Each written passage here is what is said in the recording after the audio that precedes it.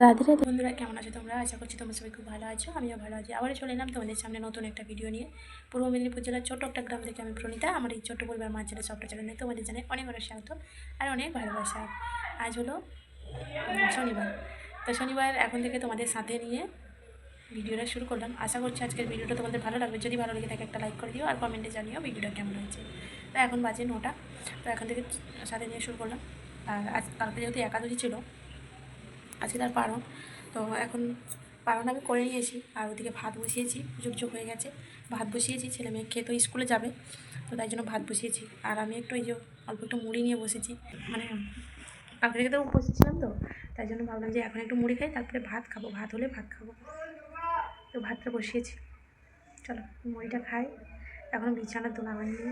আর এদিকে যে চাল নিয়ে এসেছিলাম, কালকে চাল নিয়ে এসেছিলাম, চালটা এখন রাখতে হবে। তো চলো, ভাত তো বসিয়ে দিয়েছিলাম তোমাদের বললাম। আর মুড়ি জলটা খেয়ে তারপরে এই যে বিছানাটা গোছাতে এলাম। বিছানাটা গোছানো ছিল না বললাম তোমাদেরকে, তো সেই জন্য ভাবলাম কি আজকে বিছানার বেড কভারটা তুলে দিই। অনেক দিন থেকে তুলবো ভাবছিলাম, কিন্তু সেরকম একটু ময়লা হয়নি, তাই জন্য আর তোলা হয়নি।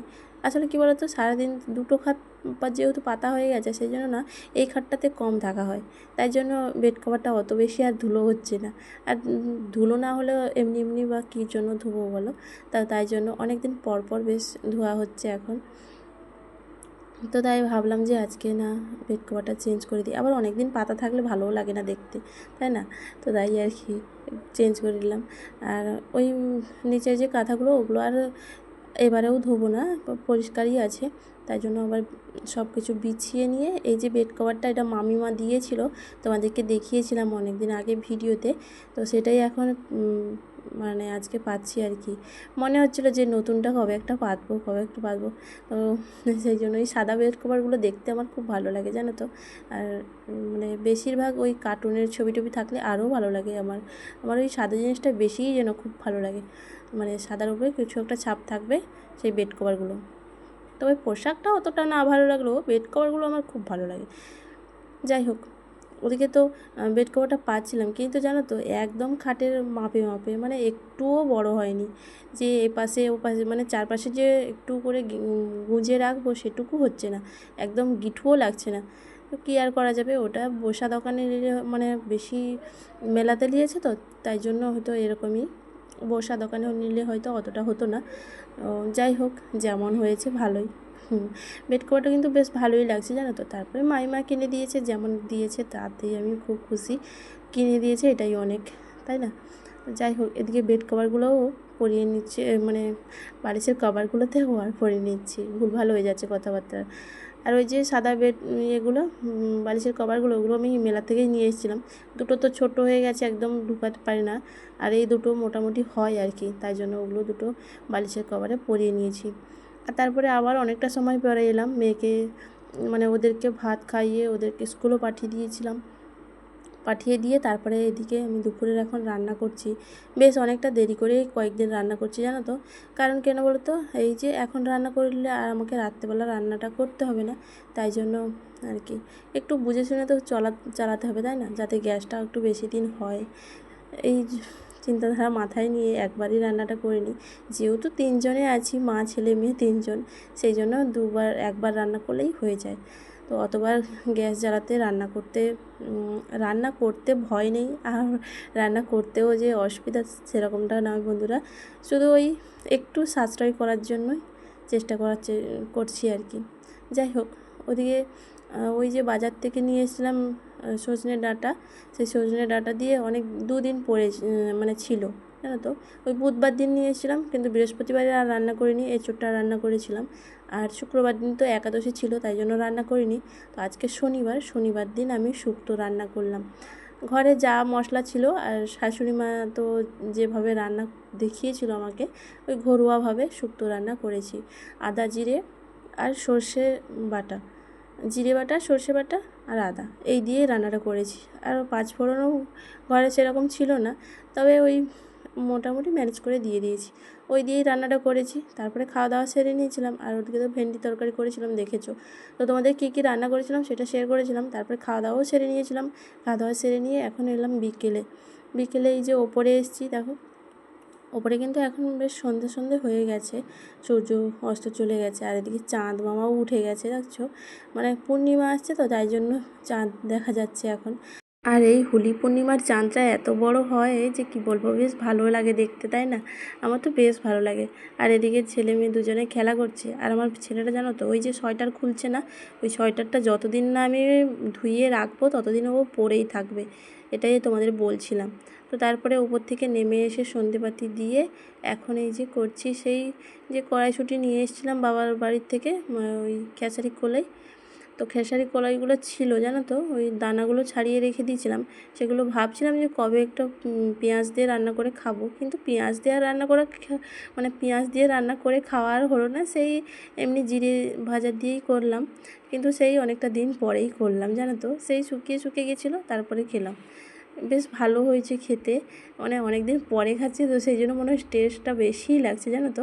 এই যে চা করেছি, আর চাটা কিন্তু বিস্কুট দিয়েই খেয়েছিলাম। তারপরে এই মুড়ি খেয়েছিলাম অল্প একটু, ওই কড়াই সেদ্ধ দিয়ে।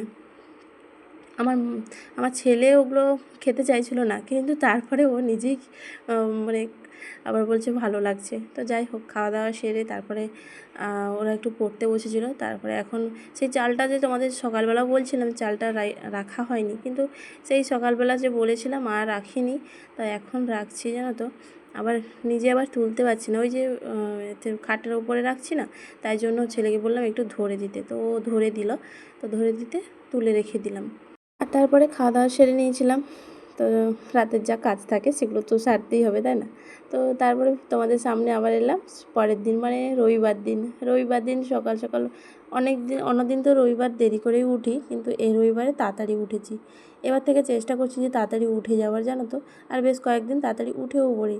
তাড়াতাড়ি উঠলে কী বলো তো, কাজগুলো সারা হয়ে যায়, আর এদিকে পুজোটাও তাড়াতাড়ি দেওয়া হয়ে যায়। পুজো দেওয়া হয়ে গেলে ওদেরকে তাড়াতাড়ি রান্না করে খাইয়ে স্কুল পাঠাতে পারবো, সব দিক থেকে সুবিধা। এদিকে আমার সকাল সকাল উঠতে গেলেই ভালো হয়, তাই না? কিন্তু আমরা হয়তো আলসেমি করে উঠি না। তবে আজকে আমি তাড়াতাড়ি উঠেছি জানো তো, এখন ওই 5, 5:30 মতো বাজে। তবে সব দিন আবার 5টার সময় উঠতে পারি না, কোনো দিন 5:30, কোনো দিন 5টা, কোনো দিন 6টা, এই 3টের মধ্যে হেরফের হচ্ছে এখনও। সঠিক নির্দিষ্ট টাইম আমার এখনও হচ্ছে না জানো তো। তবে একদিন নির্দিষ্ট টাইমে ওঠার চেষ্টা করব সবসময়ের জন্য, দেখা যাক কবে সেটা হয়। যাই হোক, ওদিকে উঠেই ঘরটা কিন্তু ঝাঁট দিয়ে নিচ্ছি। এটা তো প্রত্যেক দিনের কাজ, মুখটা ধুয়ে এসে ঘরটা ঝাঁট দিতেই হয়। আর যতই হোক না কেন বাসি ঘরে কিন্তু চলাফেরা করাটাই ঠিক নয়। এটা আমি মাদের থেকেই দেখেছি, আর শাশুড়ি মার থেকেই দেখেছি। তো মা যখন কাজ করতো তখন হয়তো অত খেয়াল করতাম না, কিন্তু শাশুড়ি মা, মানে বিয়ের পরে শাশুড়ি মার কাছ থেকেই সব কিছু শেখা আমার। তো শাশুড়ি মার কথাগুলো শুনে চলতাম। তো সেই রকমই শাশুড়ি মা যেমন কাজ শিখিয়েছে তেমনই করার চেষ্টা করি। রান্না বান্নার কাজকর্ম সবই শাশুড়ি মার থেকে শেখা, ঘর গোছানো সবটাই শেখা শাশুড়ি মার থেকে জানো তো। তবে যে মানুষটা ভালো হয় না, সে কোনো দিন পৃথিবীতে বেশি দিন থাকে না, মানে আমাদের মধ্যে থাকে না। সেরকমই ভগবানের কাছে নিয়েছে আমার শাশুড়ি মাকে, কী আর করা যাবে বলো, ভাগ্যটাই খারাপ আমাদের। তাই আজ এইভাবে থাকতে হচ্ছে। শাশুড়ি মায়ের কথা খুব মনে পড়ে মাঝে মাঝে জানো তো, তাই তোমাদের সঙ্গে একটু শেয়ার করলাম। যাই হোক, ওদিকে তো ঘরটা ঝাঁট দিয়ে নিয়ে তারপরে ঘরটা মুছেও নিলাম জানো তো। সকালবেলা ঘরটা না মুছলে দেরি করে আর মুছতে যেন ইচ্ছে লাগে না। আর অনেকে বলে নাকি ভাড়ার ঘর আবার এত পরিষ্কার করার কী দরকার। আরে বাবা, ভাড়ার ঘর হতে পারে, তবে আমরা তো থাকছি না, ভাড়া হয়েছে তো কী হয়েছে, টাকা দিয়েই তো থাকছি। তো যেটুকু মানে যতদিন থাকবো ততদিন তো আমাদের পরিষ্কার করে রাখতে হবে, তাই না? তারপরে পরেরটা পরে দেখা যাবে, পরে যা অন্য কেউ করুক আর না করুক, আমি একটু পরিষ্কার না থাকলে না আমার আবার ভালো লাগে না জানো তো। তাই জন্য একটু পরিষ্কার করে রাখার চেষ্টা করি, যেহেতু আমরাই চলাফেরা করবো, আমার বাচ্চা কাচ্চাই চলাফেরা করবে, তো আমি পরিষ্কার করবো না তো কে পরিষ্কার করবে, তাই না? ঘরটা মুছে এসে তারপরে এখন গরম জলটা করে রেখে গেছিলাম জানো তো, এখনও পর্যন্ত জলটা গরমই হয়ে আছে। সেই যে ওই যে কাপটার মধ্যে রেখেছি, তো তাই জন্য স্টিলের কাপটা, তো তাই জন্য এখনও গরম আছে। জলটা খেতে খেতে ভাবলাম যে লাইটটা বন্ধ করে দিই আর জানলাটা একটু খুলে দিই। তো এখন ওই 6টা মতো বাজে, তো এখনও অবধি খুব বেশি যে মানে আলো পড়ছে সেরকমটা নয়, তবুও লাইটটা বন্ধ করে দিলাম। আর আজকে জানো তো একটু মেঘলা মেঘলা হয়েছিল সকালের দিকটায়, তারপরে দুপুরের দিকে বেশ রোদ বেরিয়েছিল। যাই হোক, এদিকে কিন্তু আজকে চাদর টাদরগুলো বেশ ধুয়ে দিয়েছি। ওই যে ছেলের সোয়েটারটা না ধুলে যে খুলবে না সেটা বলছিলাম না, তাই সোয়েটারটাকে ধুয়ে দিয়েছি। গরম যেহেতু পড়ে গেছে, আর কোথাও যাওয়ার কথা বললেই জানো তো ওই সোয়েটার পরে চলে যাবে। আর এত গরম পড়ে গেছে, কেউ সোয়েটার পরছে না, তো ও সোয়েটার পরে যায়, একটা কেমন লাগে না দেখতে। তো তাই জন্য সোয়েটার আমি আজ ধুয়েই দিয়েছি। এই শীতের পোশাকগুলো ধুয়ে তো এবার রাখতেই হবে, শীত যেহেতু চলে যাচ্ছে তাই জন্য। আর জামা কাপড়গুলো সকাল সকাল ওই তাড়াতাড়ি যেহেতু উঠে গেছি সেই জন্য সকাল সকাল ধুয়ে দিয়েছি সব। সকাল সকাল না ধুলে আবার দেরি করে ধুতে গেলে তখন শুকোবে না, আবার কালকের জন্য ফেলে রাখতে হবে। তো তাই জন্য আর কি সকাল সকাল ধুয়ে এখন মেলতে এসেছি। পুজোর এখনও হয়নি, মানে ওই কিছুটা রেডি করেছি, পুজো রেডি করতে করতে তারপর চলে এসেছি। কারণ কি জামা কাপড়গুলো মেলে এই যে তুলসী পাতা তুলে নিয়ে যাব, সেই জন্য তুলসী গাছে একটু জলও দেবো, তাই জন্য চলে এসেছি আর কি। আর ওই যে বেড কভার কালকে চেঞ্জ করেছিলাম, তো বালিশের কভারগুলো বেড কভারগুলো সেগুলো আর ধোয়া হয়নি, তাই আজকেই ধুয়ে দিয়েছি সকাল সকাল। কালকে আর ধুতে ইচ্ছে করছিল না, মানে যেহেতু একাদশী ছিল তো তাই জন্য আর কালকে আর কোনো কাচাকুচি করতে ইচ্ছে করছিল না, তাই আজকেই ধুলাম জানো তো। আর এখানটায় একটু নিচু হয়ে গেছে, তাই পাশে একটা দড়ি ছিল সেটাই মেলে দিলাম। তো ভিডিওর এই পর্যায়ে এসে একটা কথা বলি, এখনও পর্যন্ত যে সকল বন্ধুরা আমার সাথে আছো, আমার পাশে আছো, আমার এই ভিডিওটি দেখছো, তাদেরকে জানাই অসংখ্য ধন্যবাদ আর অনেক ভালোবাসা। আর আজকের ভিডিওতে যদি কোনো নতুন বন্ধু এসে থাকো, ভিডিওটা এই পর্যন্ত দেখে তোমার কোথাও একটু ভালো লেগে থাকলে চাইলে তুমি চ্যানেলটা সাবস্ক্রাইব করে আমার পাশে থেকে যেতে পারো। আর যে সকল বন্ধুরা আগে থেকে এই কাজটি করে রেখেছো তাদেরকে জানাই অসংখ্য ধন্যবাদ আর অনেক ভালোবাসা। আর যে সকল দিদিভাইরা বোনরা আমাকে এত সুন্দর সুন্দর কমেন্ট করো প্রত্যেকদিন, তাদেরকে জানাই অসংখ্য ধন্যবাদ আর অনেক ভালোবাসা। এইভাবে তোমরা আমার পাশে থেকো, এটুকুই অনুরোধ তোমাদের কাছে।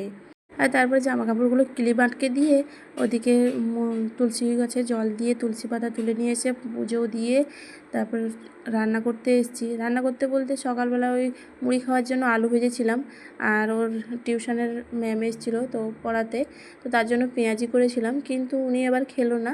ওই বোনটা আমার থেকে বয়সে ছোটো, তাই জন্য বোন বলেই বলি। তো ও তো খেলো না, চলে গেল বাড়ি, বলছে না, তো খাবে না বললো, তা চলে গেছে। তো আমরা তারপরে খাওয়া দাওয়া করে নিয়েছিলাম, তারপরে আবার তোমাদের সামনে এলাম দুপুরবেলা রান্নাবান্না হয়ে গেছে, এখন খেতে বসেছে দুজনে। আর আজকে ওই যে মাংস রান্না হয়েছে, আগের সপ্তাহেও করেছিলাম জানো তো, এই সপ্তাহে করবো না ভাবছিলাম, তারপরে এক সপ্তাহ যেহেতু মাছটা নিয়ে আসেনি তোমার দাদাভাই, তো ছেলেকে বলে ও ছেলে গিয়ে আবার মাংস নিয়ে আসলো।